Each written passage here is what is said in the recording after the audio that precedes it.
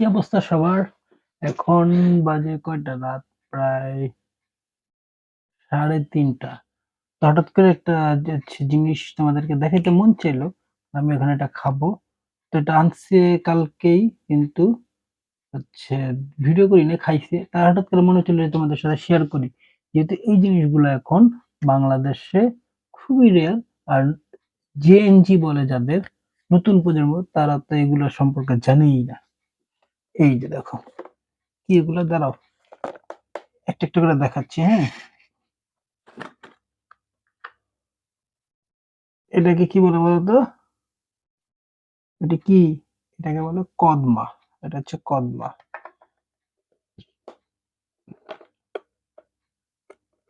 এটাকে কি বলে?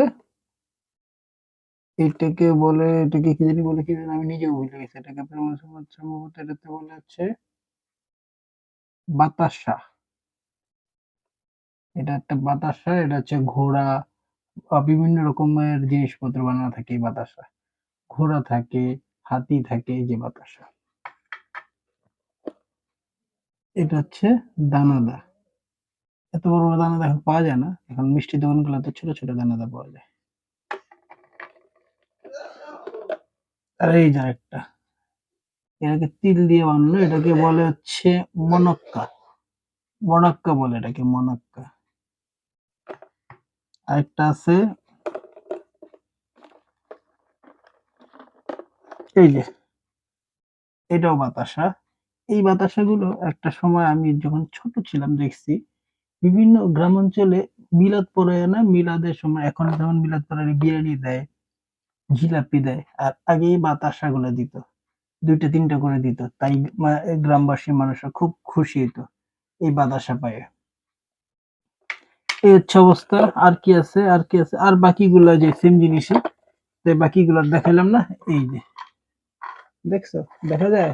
এই এই যে মনাক্কা, কদমা, নকশি বাতাসা। এটা হচ্ছে, কি বললাম জানি, ভুলে গেলাম। এটা হলো ওই যে দানাদার। আর এটা হচ্ছে পিওর বাতাসা। ঠিক আছে গাইস, আমি এখান থেকে কিছু খাবো, দেখি কি খাওয়া যায়। আর নতুন প্রজন্মের মানুষদেরকে দেখানোর জন্য এটা মূল কারণ। তারা তো এগুলো দেখেই নেই, এগুলোর নামও শুনে নেই। কিন্তু তারা হচ্ছে আধুনিক জগতের সাথে হচ্ছে সম্পর্কিত। তাছাড়া এগুলা হচ্ছে ঐতিহাসিক বা বাংলাদেশের অতীত গুলো সম্পর্কে কিছুই তারা হচ্ছে জানে না বললেই চলে। ঠিক আছে গাইস, বাই বাই।